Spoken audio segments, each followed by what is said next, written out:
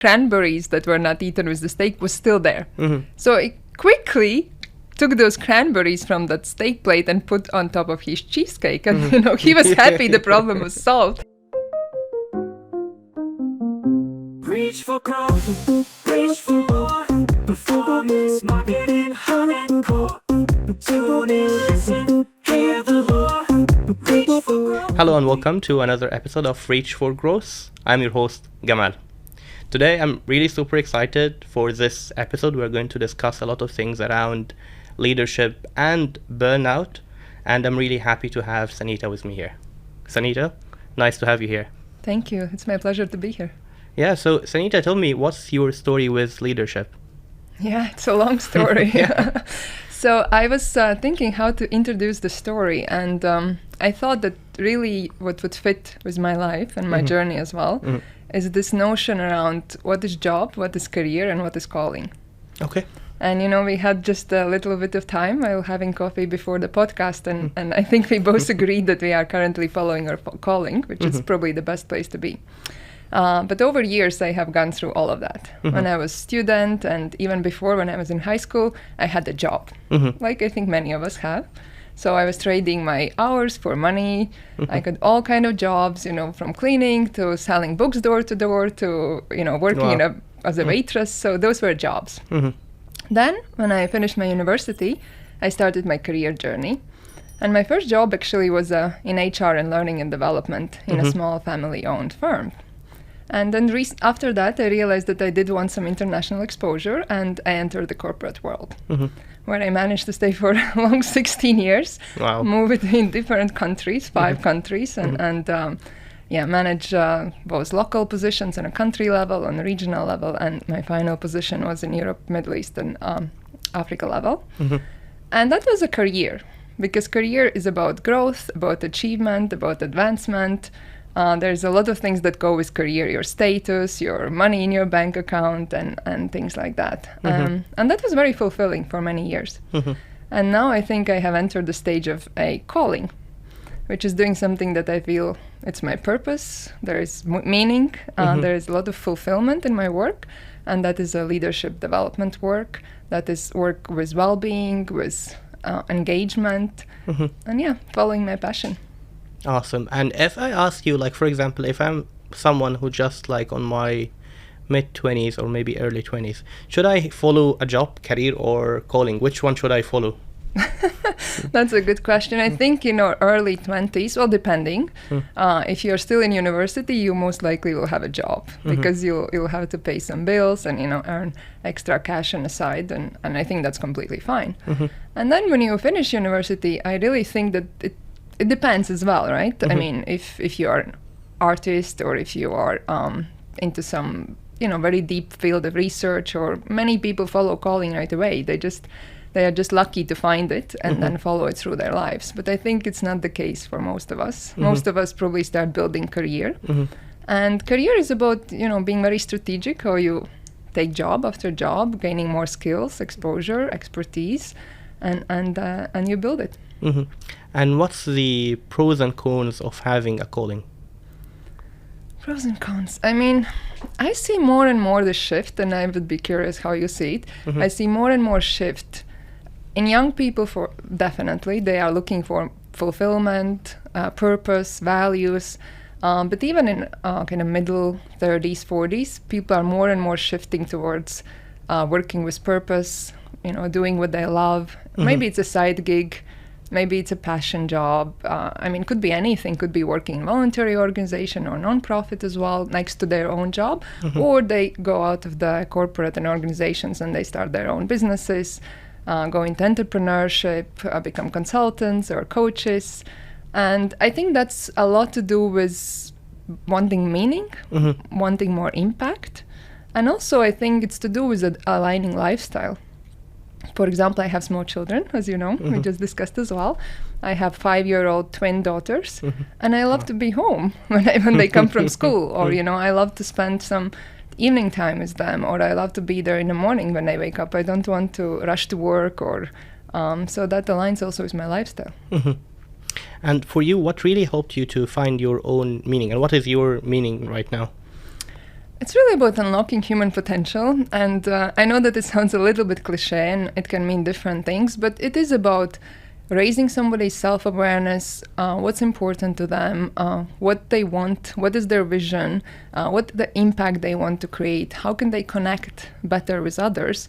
And through all of these, they usually realize that, oh, this is actually what I want to do. This is what would make me happy. And then just working together to help them to develop the capacity, skills, and the mindset to embrace that path. And that's, for me, unlocking their potential. And once they manage to unlock their potential, then they can go and create really the most amazing things. And I guess it reminds me with a story. I remember I read it in a book, which was a fantastic book. It really changed my perspective back then. It's called Men Searching for Meaning, or Men's Search for Meaning, Viktor Frankl. Yes, exactly. And he was telling the story about his experience in the concentration camps, and how it was easy, for example, to people to just can suicide any time in a day, but there are some people who just stayed and they decided to put the meaning themselves out for their suffering.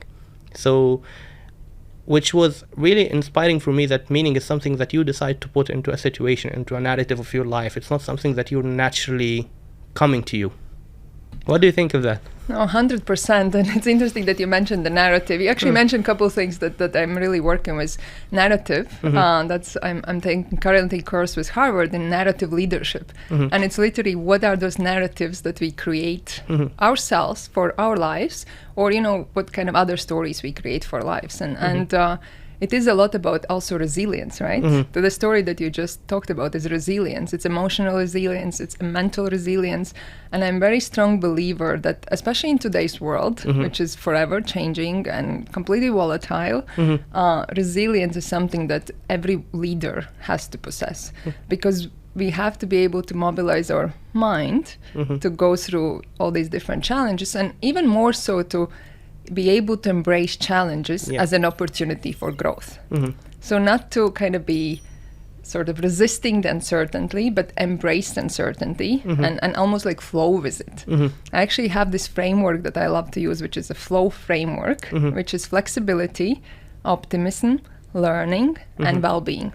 And I really believe that those are the core for any leader today, to be able to flow and embrace that uncertainty and essentially lead better. Oh, nice. And I guess it's really important nowadays also to discuss the importance of narrative, not only for leaders, but also for just people who are joining the workforce. Because nowadays, there's a lot of limiting self-belief that we see, especially people who just starting their own career, for example, that you cannot grow if you don't have this nationality, or if you have this passport, or if you don't speak this language with a certain accent.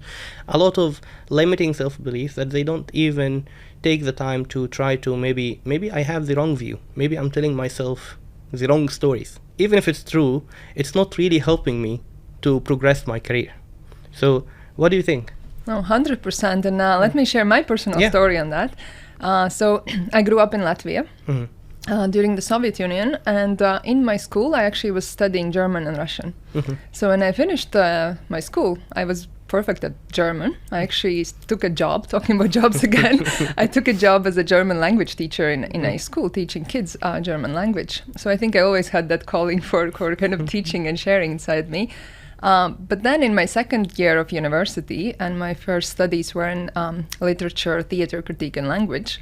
In my second year of university, I just saw that that's very limiting. The German language and Russian language, as good as they are limiting, because the English is really, how the world operates. And I just took the plunge, and I dropped out of university. My parents went obviously crazy. Wow. And I found a way to go to the US, where I actually spent 1 year working as an au pair and studying English. And then 1 year later, I passed all my exams and went to Estonia and entered business school in English language. So I think, of course, I could also have stayed in a mindset of what you mentioned, limiting beliefs that the world is closed to me, I have no opportunity, and for the rest of my life I will have to stay in Latvia. Or you can take an action and change your life, right? And I think today there are more opportunities than ever we can learn, we can grow, we can study, we can take, different jobs. We have so many ways to earn money as well, right? So I think that those beliefs are really in our beliefs, and I do love working with people, helping them overcome their beliefs so that they are able to, again, unlock their own potential and then do the things they love to do. Yeah, 100%. And I guess it was like a LinkedIn post I've been through yesterday, and I was like, it really helped me I found it true for myself that I really admire people that they have a positive relationship with uncertainty. Yeah. People who love uncertainty in a way, shape, or form. Because like when you shared your story and you actually had perfect German and Russian language, and I guess with this comes like a career that is well written. Like you will always have your job, stable career and all of that, and you decided to throw it all away and to actually pursue another language, and you don't know if you're going to make it or not. Of course not. This is the uncertainty that I'm talking about, that this kind of like, I have passion of something, or at least I'm going to give it a try, and if it fails, it fails. So yeah, what do you experience with this? I mean, it's similar what I have done recently, right? Because as I have reflected on my past 2 years, it's again the same thing. Because I kind of took a plunge and left the corporate world, and coming to burnout and all those things. I think now that I reflect back, I was quite close to burnout. So first couple of months, I literally just needed to kind of take a step back and just focus on my children and my own personal everything. But after that, I decided to follow the path of entrepreneurship, which is completely, nothing is guaranteed, right? And you don't know, but somehow you just have to have that trust in yourself, optimistic view, resilient mindset, learning all the time, watching what others are doing, and just trying different things and seeing what sticks. And I think what holds people back is it's from psychologist Michael Gerowitz, which is talking about FOPO, which is fear of others people's opinions, because we are so positioned to think about others first, what will my mother think, and what will my friends think, and what will whoever think, right? But when we manage to let that all go, and we focus, what do I actually want, and what makes me happy, and how do I want to serve, and what impact I want to make, then somehow that steps a little bit back, and I think we find that confidence and ability to navigate that uncertainty and essentially come out in a better way. No, 100%. And I guess it's something unique to our like human experience in a way that I guess, and I don't remember if this is related to a certain philosophy, but like I remember like there was something that I read around that people in caves, they used to think about themselves as the shadow that they used to see reflecting of their image of the fire. This is the first realization of the self versus who I really am. The point I'm trying to make here is about, okay, now how can we overcome the fear of what people think of us? And I guess your direction was more about like, okay, let's get to know each other or ourselves better, so we can really understand what matters to ourselves, and we can focus on this. Is there a certain maybe simple strategies that people can follow that can help accelerate this process? I mean, this will be very kind of a coaching cliche, and in not a negative way. It is a very positive way, but this is what coaches do when you work with a coach.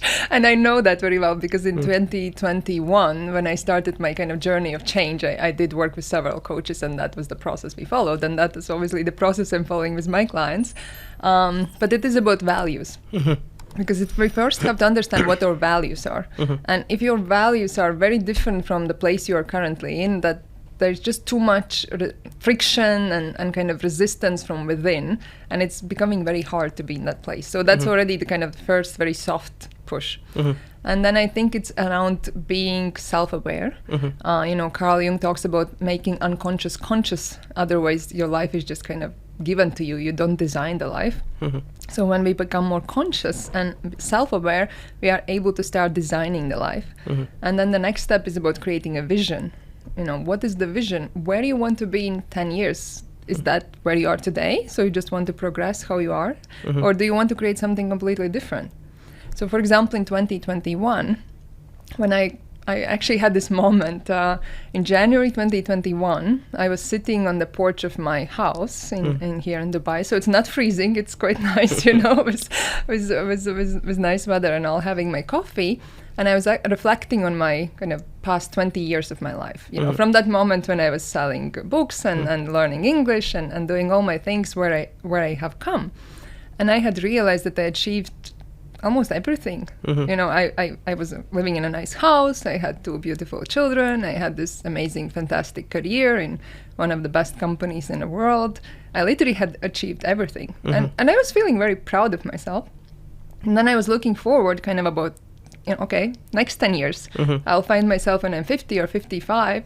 And then I will be looking back at my life. And how will I feel about my life if I just continue what I'm doing?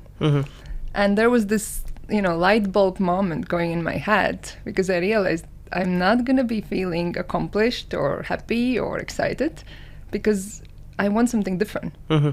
And that's very unnerving feeling when you realize that you want something different, because that feeling means that you'll have to step out of the comfort zone, that you'll have to embrace, a lot of work, a lot of uncertainty, and you'll have to really become very resilient to make that change.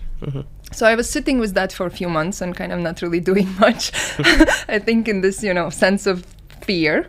But then I started working as a coach, and we started creating my vision, and my vision was so different from where I was in my life that moment that I just had to make the change. So vision, answering, I think vision is the next step. And then obviously once you have vision and you kind of tune into how you want to serve, what is the impact you want to make, then it's just action steps to go towards that vision.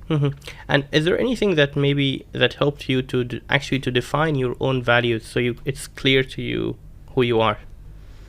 There are many exercises. I mean, I think even if somebody goes online and search, help me find my values, I think there are some tests people can do. But the very simple one, super simple one, is just kind of Google values, and you'll probably find 100, 150 words. And then go through them and mark the ones that are resonating with you. And maybe you'll come to 25. And then try one more time and one more time and one more time until you are left with 5 to 7. And then ask yourself one more question, one by one. Is this true? Does this true? How does it play in my life? When have I seen it in my life? And I think you'll manage to come to that. Yeah, I guess this will work. But I remember what worked for me is actually to try to choose which one is the one that I cannot afford losing at all. And I start with one first. And which one is the unnegotiable value. And for me, it was fairness, actually. It was very important. And then you start, okay, now what is the second one that I cannot afford losing? And it will come another one and third one. So for you, what's the most important value for you that you cannot afford losing? For me, it's the freedom. Or freedom to choose, because for me that's everything. If I have freedom, I'm able to choose how I act, how I live, what I do, everything. So for me, freedom is definitely my number one. Yeah, and I guess now I guess for everyone who's watching us now, once you know your value, it becomes much easier now. The vision and the direction, everything will come to complete the picture. But you need to understand first what's super important to you that you cannot afford losing or negotiating. Absolutely. I mean, just recently I spoke to a client, and she's choosing between 2 jobs. And she's like, which job should I take?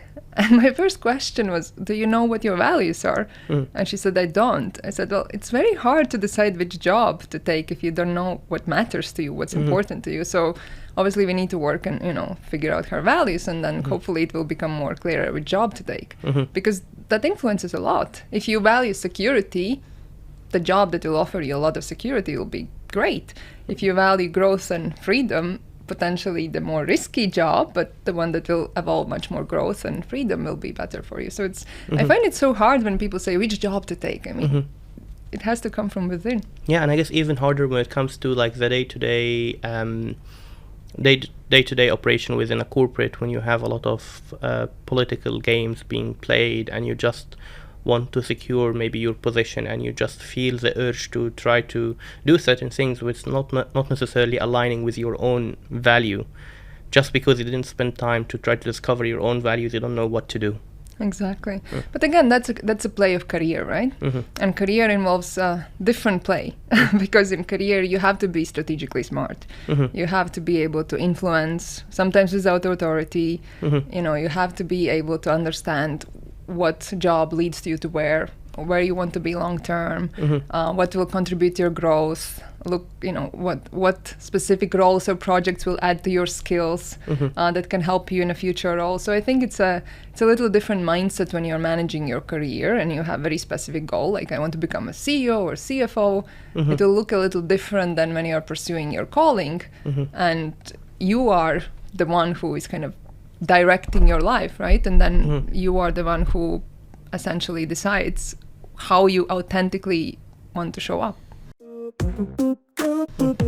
But I can say that even within like a career landscape, you can still decide, or you have the opportunity to decide how do you want to show up, because at the end of the day, maybe and it's not as a bigger scale if it's your only or your life for you. But for example, there are a lot of decisions and a lot of things that can actually change the direction of a lot of things, and you have a calling maybe, or you have to say something about those kind of things. And if you're going just to decide, so now I want to know from you, so if I have in my career, how can you said to be strategically smart, how can I be strategically smart with my career? Well, it depends where you are in your career. I think that would be a bit longer conversation, but I think there's a lot about acquiring the skills. And many young people, sometimes what I see as a mistake, they are very focused on their title.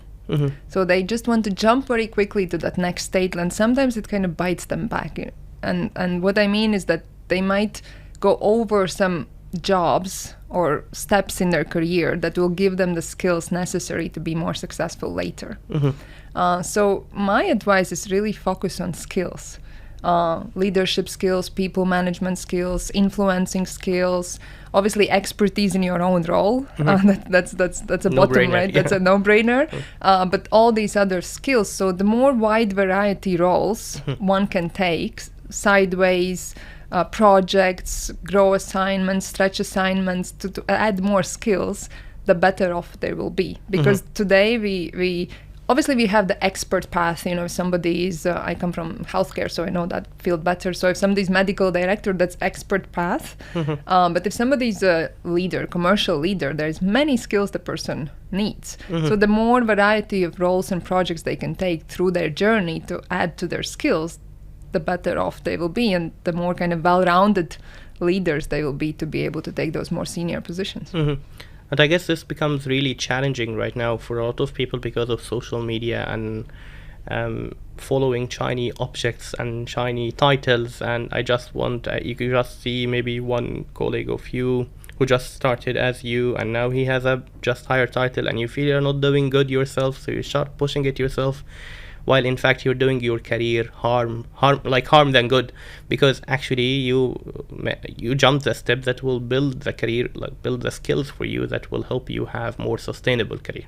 Exactly. And I love that you mentioned the sustainable, because it is about sustainable growth. And again, I think when people know their values and they really understand what matters to them, then maybe they can kind of move past just the titles and the shiny objects, and they can focus who they are as leaders and what kind of leaders they want to be and how they want to lead and what impact.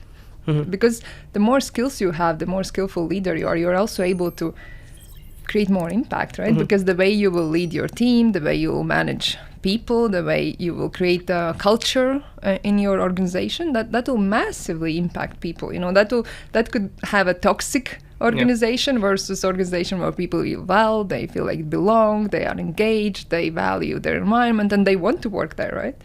So that's a lot to depend on the leader. So leaders first have to become self-leadership, aware, able to manage themselves, and only then they can actually lead organizations and teams.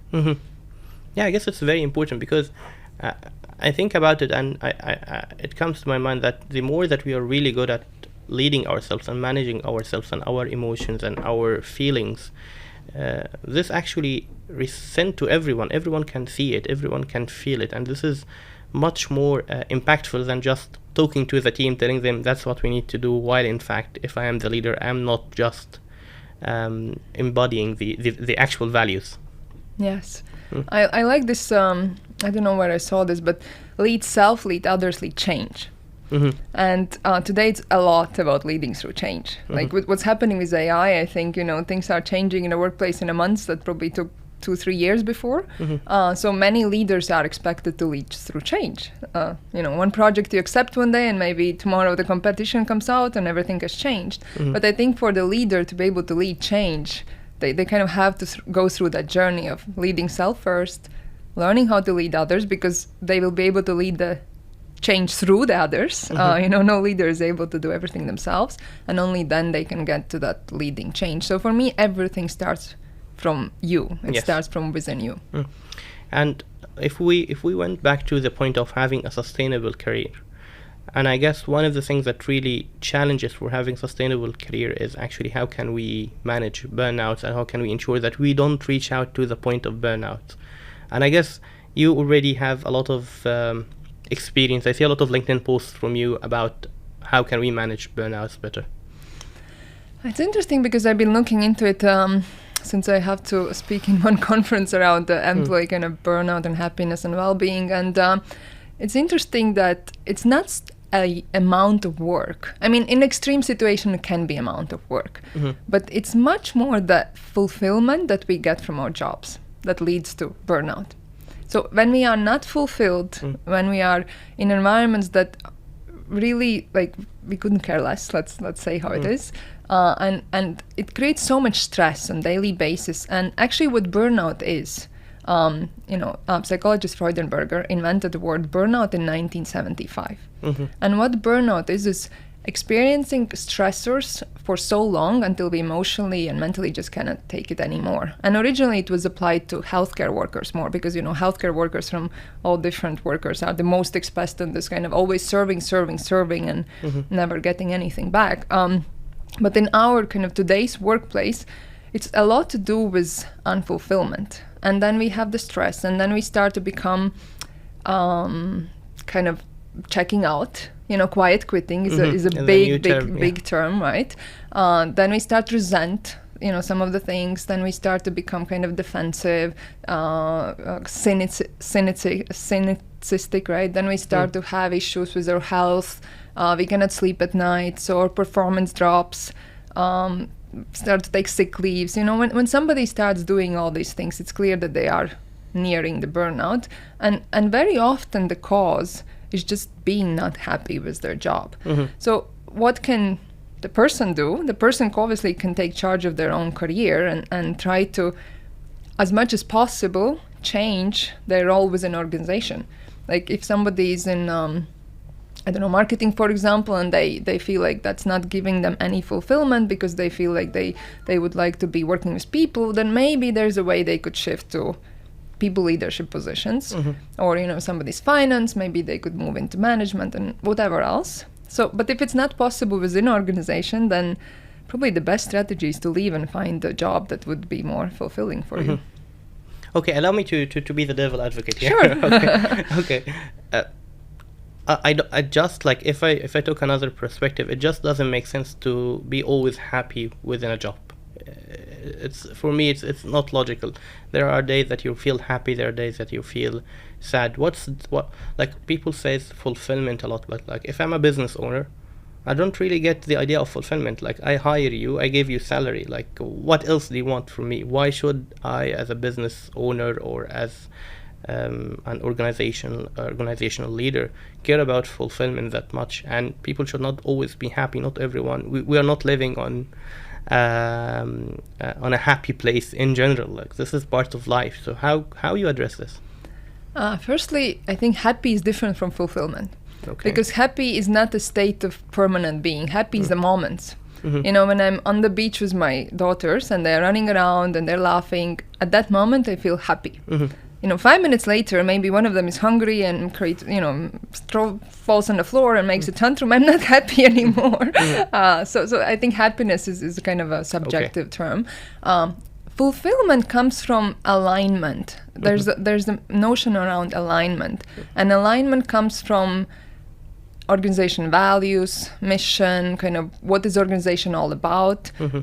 So maybe that employee is not happy that day because it was long hours and project. But if that employee believes in your company's mission, they you're doing something they really think is a great for whatever society, or that's what they love, or the business they love, then maybe they're not happy that moment, but overall they probably feel fulfilled because they're aligned with your values, with your organization's direction, with your organization's mission, and what you represent to the world and what's the impact you're creating. So that's what I mean by fulfillment. So if we work in organizations that we believe in and we believe what the organization is doing, and we very likely feel fulfilled. Okay, now clear. Now I know the difference between being happy versus being fulfilled. But like, it's not still clear to me as a business. Let's say, example, if I'm a business owner and I'm going to hire someone, why should I care for this person to be fulfilled? We are in this contractual agreement that I give you salary, you give me work, or you give me output. Why it is important for me to care about your fulfillment or your aligning values and all of this money that corporates spend on values and all of that. So as a business owner, what's your biggest expectation that employee fulfills on the job? Oh, my biggest expectation is actually to deliver what they hired to do. Yeah, so they need to be productive. Yes. Exactly. And there's data, actually from Gallup, that shows that employees who are well, who are not burned out, so who feel well in their jobs, who are engaged, their productivity is 23% higher than the ones who are not. So just by making sure that your employees are actually well and they feel they belong and they are happy in their workplace, their productivity will be 23% higher than if they would not be. Never mind the quiet quitting, when they would pretend they are working and actually not working and so forth. So as a business owner, for you, it's direct impact on your bottom line to make sure that employees feel well in your company. So basically what you're telling me is caring about my employees' fulfillment is actually the pragmatic choice. Exactly. It's actually the choice that's going to impact my bottom line or P&L. Exactly. And I think as a business owner, being in a team surrounded by people who are, engaged and cheerful and, say good morning when they come in and, have a chat over the coffee probably also feels better for you to manage the business and to avoid your own personal burnout. Yeah, for sure, 100%. But it's always because a lot of the time when we talk about fulfillment and happiness, and people think that we are just talking and we are out of the actual world. We don't know, and the actual day-to-day life is totally different. But in fact, I'm really glad that you brought up the point of the research from Gallup and all of this. There are people that did studies around. This is actually the pragmatic solution. This is actually what's going to help your company improve and perform better. Absolutely. Yeah. There's and I don't want to go into diversity inclusion. I'm not expert on that, but it's an interesting story I want to share. So me and my partner, we traveled in Kazakhstan in June for hiking, and we went to a jazz bar in the evening, and we ordered steaks, and the steaks came with cranberry sauce. So I ate my steak with my cranberry sauce, and my partner just ate the steak without the cranberry sauce. He really likes sweets. So after the steak, he ordered cheesecake. And normally cheesecakes come with some kind of berries on top, right? So that cheesecake that they brought for us had no berries on top at all. It was just a cheesecake. And I could just see the disappointment, in his face. However, the empty plate with the cranberries that were not eaten with the steak was still there. So it quickly took those cranberries from that steak plate and put on top of his cheesecake. And, he was happy the problem was solved. And for me, this is such a great example of diversity, right? Because one mind could not make that connection and together we made that connection. And that's a silly example, but the same happens in organizations. That when we put two minds together, we have better results. The same time when, and usually that would happen if the employees are feeling well, they're excited, they are ready to innovate, they're looking for the solutions. And this is actually how that productivity increases. It doesn't just increase by itself. It increases because when employees are happy and well and they like the company, they will be in their best mindset to innovate. And they will see these different connections that, I saw in that bar. No, it makes sense. And I guess I want to take this point and take it to another point, which is around more about how can first, why should we be like, when we try to progress our career or our personal development, we should be more into like multiple aspects, not focusing solely on one aspect. I guess you talked onto multiple LinkedIn posts about this, like not to be single dimension, to be multi-dimension kind of personality, and this will help you also with growth and when it comes to achieving the numbers. But and again, the connection in my mind now, since you mentioned regarding the inclusion inside the organization, but also it's very important to have multiple dimensions that you're growing on, that this will help you fuel your creativity and fuel your passion. Absolutely. I mean, creativity, we sometimes think of creativity as something like, I'm going to now sit in the morning and have my nice cup of coffee and I'll just become creative. But, creativity actually doesn't work that way. Creativity often happens in kind of the most unusual moments. And so in organization, when we work on a project and there is some solution that's not there, that's not obvious. Sometimes actually going outside, I don't know, we just go across the road to coffee somewhere and I see some poster, or, I just randomly talk to some other experts from industry in a conference that I met, and just the dots connect. And this is actually how creativity happens. It's most often happens outside that immediate project. And that's why, for example, I advocate a lot for networking. And this took me some time to understand, because when I was working in a corporate, and I always just network within the industry. It was just always with the healthcare. Why would I go and talk to someone who works in, energy or IT or tech? Like, what do I have to do with them? Yeah. And I think many professionals see it this way. Yeah. But actually, the creativity and innovation happens exactly when we go out and talk to different industry, different professionals, and then we kind of get those insights from them, connect the dots with what we are doing, and that's when new ideas take place. So now my network is very broad, obviously thanks to my MBA that I did and different courses that I have done, and I'm really connecting those dots. I'm like, oh yes, that's and that, and then you create something new. But that took me a couple of years to understand. Yeah, and I was exactly the same person that you're describing, because building my network, I always care to build networks that I can at least see that I'm going to be useful to in the future. So which turned out to be people inside my same industry. And I remember I really struggled during my MBA also as well, that for example, when I have to speak or to work as a team with people from totally different industries, it's really hard, because for me, like to explain to them how I'm thinking about maybe solving this problem in a certain way, what shouldn't be disputable from my point of view, they don't get it. And we have to build a new common ground, which is not there. While in fact, if you're working with people from the same industry, you will find a common ground that we can work from there. Of course, we're not going to do this way, we're going to do this way, because that's how we operate and that's how we think. But like, for example, I remember when I first dealt with an engineer for the first time, it was really hard to try to get an agreement first, especially when we have short time to get to solve the problem or to get the assignment and all of that. Yeah, but that's curiosity, right? Yeah. If you have the curiosity, then you will.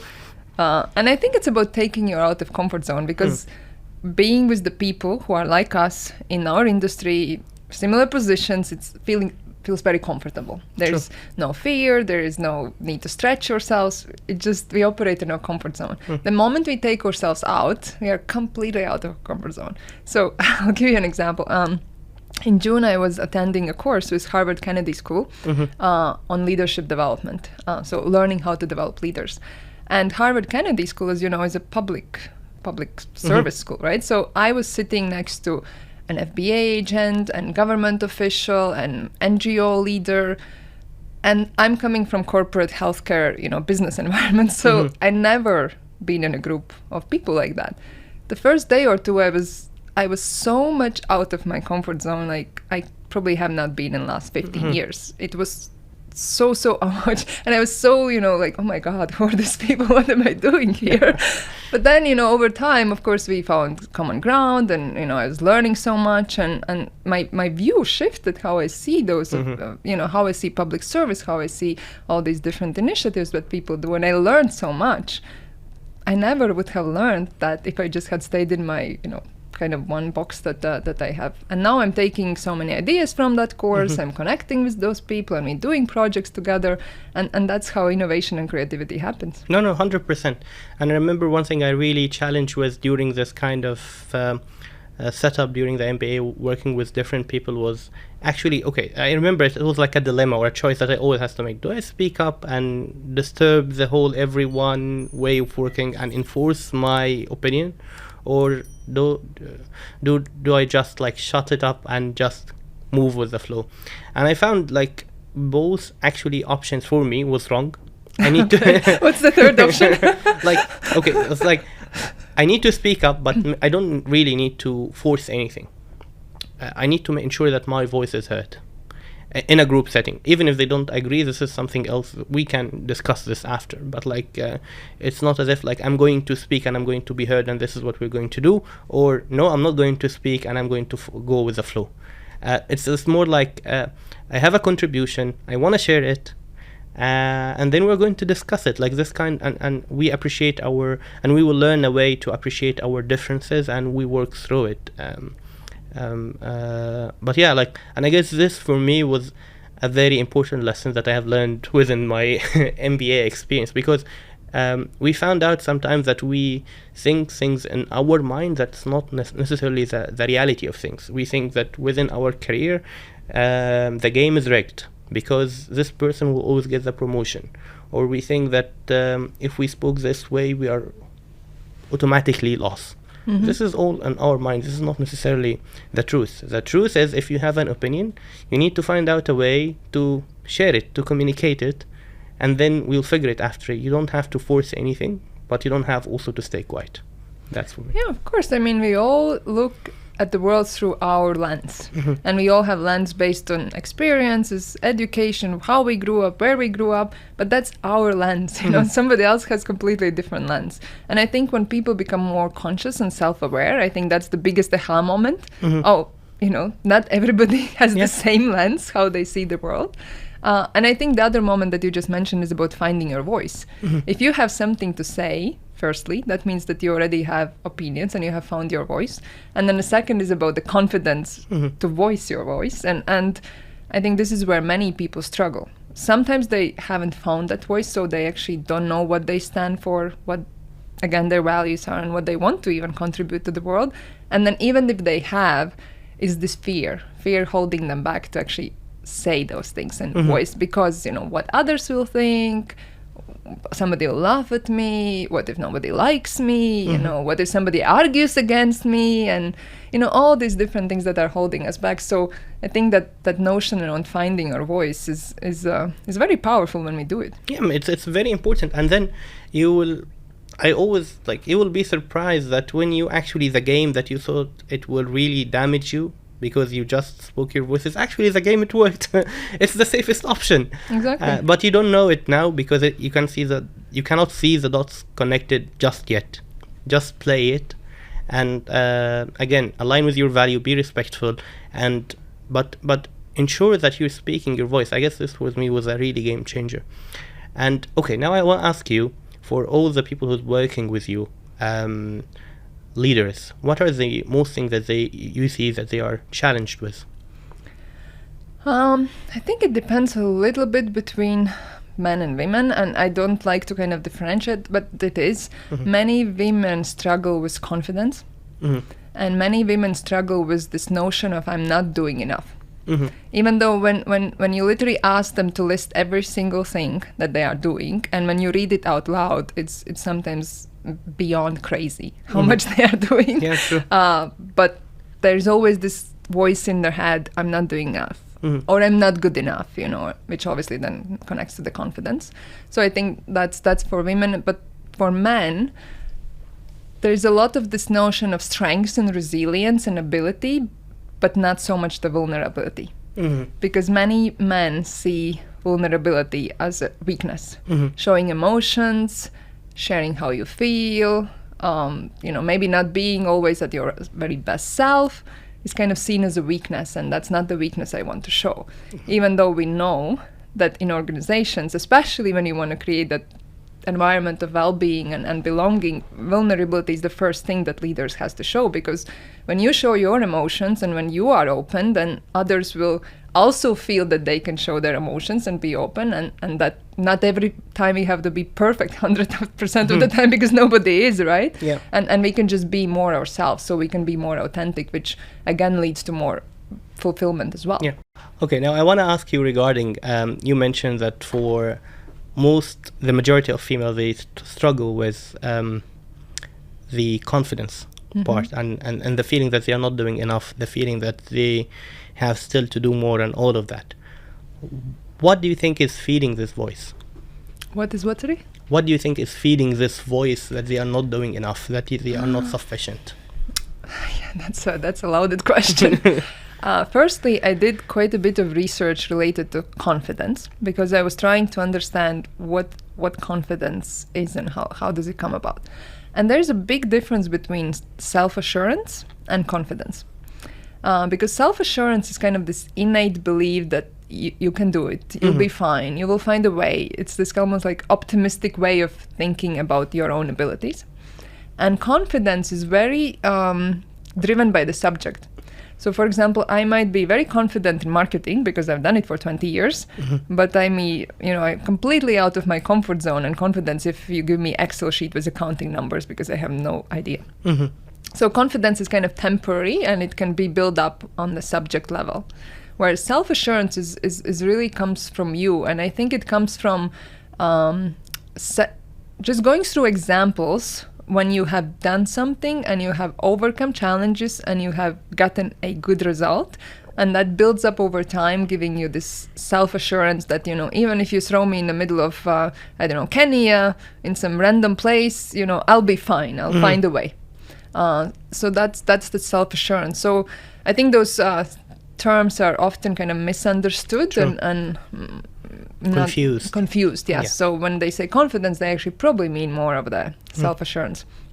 And I think the way to overcome, because, for example, I can say that I also had lack of self-confidence to start my kind of entrepreneurial journey, and actually it took me a long time to build up to that place. But the way to do it is through small experimentation. So let's say, I want to become an entrepreneur. It's quite challenging to do it, jumping from corporate life to an entrepreneur. But if I take small steps along the way, doing a small project, trying to launch something and succeeding, then it just gives you more confidence. So, for example, now one of the projects I'm doing is I'm launching retreats. 1 year ago, when you would have asked me, I had no self-assurance and no confidence regarding the step. But in July this year, in collaboration, it was a company that organized a trip to Kilimanjaro, and we went together with my INSEAD friends, alumni, and through that kind of, helping to organize the trip and getting the group together and kind of aligning everyone and going through the challenge, and then, everybody summited and, everybody was happy, and through the journey, I'm like, wow, if I sort of managed to organize this, then I potentially can organize a retreat as well. So I gained that self-assurance that I can do that because of that experiment and trial. So I think for many women and also men, because it's not just women, I don't want to generalize, many men also have the same, doing some kind of small scale project that allow you to test it, kind of to test the water, see how it is, how you feel, is it successful, and then if it is, it will give you massive boost of confidence and self-assurance that you can do it, so you can proceed to the next step. Yeah, that makes sense. And also, I still have in mind what you mentioned, that when you work with a client and you write down the things that she is working on or the things that she did, she will be surprised after she heard all the things that she is actually impacting. So if I want to, what drives this kind of feeling that I'm not doing enough while I'm doing a lot of things? What I'm doing actually more than enough? but deep down I still feel like I'm not doing enough? I mean, I think it's something that comes from our childhood, and I'm not a therapist and I'm not a psychologist, so but it is very much right. Like some in some ways, I grew up in a family where the standards were always so high. Like my mother, no matter how good I did, even if I was a best student in a class, I won all the competitions, there was always who did something else better. So I always grew up as this not good enough because that was my childhood. And I think many people have similar experiences where that it's so deeply ingrained that we have to be very conscious. Firstly, we have to become conscious. We have to become self-aware. We have to understand that was the story of my childhood. I'm not 6 years old anymore. I'm not 18 years old anymore. I'm 45. My mother does not rule my life. And I'm have a new story. So this is about changing your narrative. I have a new story. The new narrative is that I am doing enough. I have all these achievements to show for, all this education, whatever. So I'm doing enough. And I think that's that conscious awareness. And actually writing it all down helps a lot. I have done that exercise myself where I literally have written down, all my achievements, all my whatever milestones, education, and that list was like almost 2 pages long. Wow. And when I looked at that list, I'm like, okay, I'm doing enough, it's fine. It's time to change the story. Yeah, awesome. And I guess now social media is actually amplifying this, even though like maybe you come with childhood with a lot of like things ingrained in your like mindset, but comes social media and you see actually people showing the good side of everything that they are doing, whether it's their career on LinkedIn or whether their personal life on Instagram. It makes it super hard to actually to appreciate yourself and appreciate your achievements. Yes, 100%. So I have this policy for social media that I literally clean all my feeds. And I only follow those kind of accounts and people that bring the positivity, that inspire, that empower, that are authentic, and I just feed my mind. It's really what you put in your mind is what comes out of it, right? There is this beautiful story that I read somewhere, and I can't remember, but I think it was a monk talking to the young boy, talking about that every day we can either feed the dog or feed the wolf, and the dog is the positive one, and the wolf is the one who kind of barks at the world, and it's our choice, which one do we feed? Do we feed that positive dog or the barking wolf? So I kind of clean my social media, so I only have that positive input in my brain every day. Oh, that's great. And tell me more about your retreats. So now you have your retreat and it's working, I guess. No, it's still launching, Okay. coming next year. But the idea is to bring mix the well-being and personal growth. And actually, where the idea came from was that when I was in INSEAD, we had a couple courses that were kind of leadership development and personal growth focused, and beautiful courses, very engaging. But they were in a classroom setting, so I would sit from 12 hours in an INSEAD classroom talking about personal development. I mean, the content is great, the setting could be nicer. And then last year in December, we went to Thailand for a yoga retreat, and that was beautiful, but there was just the yoga and beach and kind of nothing else. And I thought, okay, what would happen if I merge the two? If I merge the beautiful setting and, whatever physical activities with that kind of content that I got in an INSEAD classroom, and I create a retreat that focuses on well-being and personal growth, and that's what I'm doing for next year. No, this sounds exciting. Actually, exciting for me. Yeah, I'll let you know when I launch them. I think within the next 4 weeks or so. Okay, and now we are, Sanita, we're really approaching the end of our episode. Is there anything that you want to close with? What I want to close with? I think maybe with this notion that everything we need is already within us. The success that we ever can achieve is already within us. It's just that we need to be self-aware, conscious, and trust ourselves, create a story that serves us, and go ahead and unlock it. For people to reach out to you, I'm going to add your LinkedIn profile on the description of this video. Is there anything else that you want me to connect to this video? LinkedIn is, I'm very active. I recently started kind of official business Instagram account, which I share some inspirational and also science-backed, evidence-backed data points regarding all these topics we have just discussed. And I have my newsletter Beyond that people can subscribe and get in their inbox as well. Okay, so I'm going to link all of this on the YouTube the description. Sanita, thank you so much for being here. It was really fun episode. Thank you. Thank you. Reach for more. Performance marketing hardcore. Tune in, listen.